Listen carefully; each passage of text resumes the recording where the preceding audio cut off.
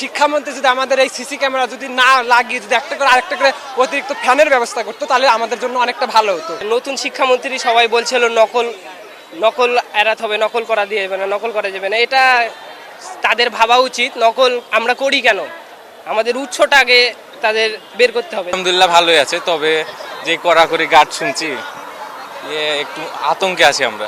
প্রস্তুতি ভালোই, কিন্তু এখন দুই পাশে মানে হার্টবিট যে কোন পাশে ওটা বুঝছি না, মানে দুই পাশেই মানে ধুকধুক করছে।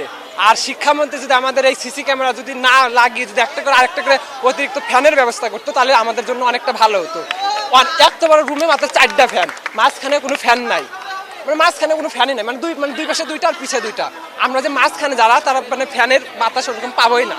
তার জন্য মানে সিসি ক্যামেরা যদি একটা ফ্যানের ব্যবস্থা করতো সব থেকে ভালো হতো। আলহামদুলিল্লাহ পরিস্থিতি ভালোই, কিন্তু নতুন শিক্ষামন্ত্রী সবাই বলছিল নকল নকল এড়াতে হবে, নকল করা দিয়ে যাবে না, নকল করা যাবে না। এটা তাদের ভাবা উচিত, নকল আমরা করি কেন, আমাদের উৎসটা আগে তাদের বের করতে হবে। ধরেন আমি কমার্স নিয়ে পড়ছি, আমার বিজ্ঞান সাবজেক্ট আছে, যারা কমার্স আর্টস এদের বিজ্ঞান সাবজেক্ট আছে।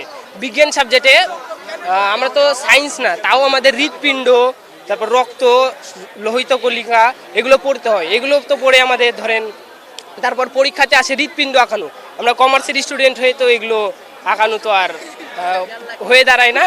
তাদের শিক্ষার্থীরা ধরেন এগুলো পারে না, করে না, তাই জন্য নকলের দিকে ঝুঁকে পড়ে।